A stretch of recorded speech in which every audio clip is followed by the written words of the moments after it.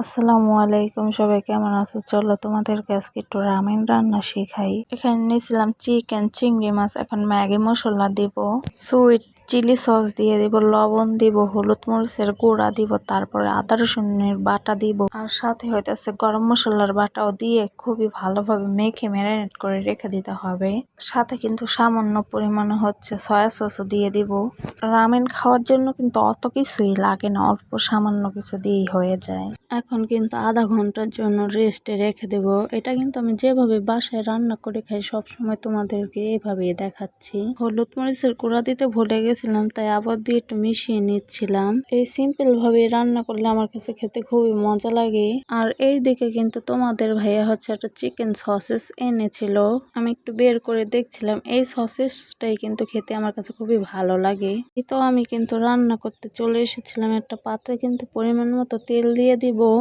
এখন ম্যারিনেট করে রাখা কিন্তু চিকেন আর চিংড়ি মাছগুলোকে দিয়ে দিব।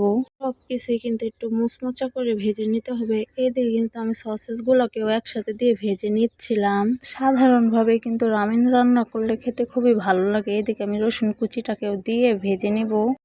এইদিকে কিন্তু আমি ঝোলের পানিটা দিয়ে দিয়েছিলাম। ঝোলের পানিটাকে কিন্তু খুবই ভালোভাবে একটু জাল করে নিতে হবে। নুডলসের মশলাটাও কিন্তু এখানে অ্যাড করতে হবে। তারপরে কিন্তু আমি সয়া সস দিয়ে দিব। তারপর বেশ কিছুটা চিলি ফ্লেক্স এখানে আমি অ্যাড করে নিব। এখন আমি কিন্তু নুডলসটাকেও দিয়ে একসাথে সিদ্ধ করে ঝোলটাকে ঘন করে নিব। এইটা কিন্তু আমাদের গরিবের রামেন। এভাবে রান্না করলে কিন্তু খেতে খুবই মজা লাগে আমার কাছে।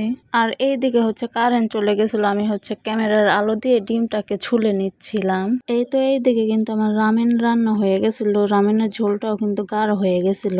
এইদিকে কিন্তু আমি রামেনটাকে খুবই সুন্দরভাবে ডেকোরেশন করে নিয়েছিলাম। তারপর কিন্তু তোমাদের ভাইয়াকে খেতে দিয়েছিলাম। তোমাদের ভাইয়া কিন্তু কাজের থেকে এসেছিল, দেখো হাতটাকেও ধয় না, হাতে কি নোংরা। মাশাআল্লাহ, রামেনটা খেতে কিন্তু খুবই মজা হয়েছিল। তো সবাই ভালো থাকবা আর এইভাবে ট্রাই করবা। আসসালামু আলাইকুম।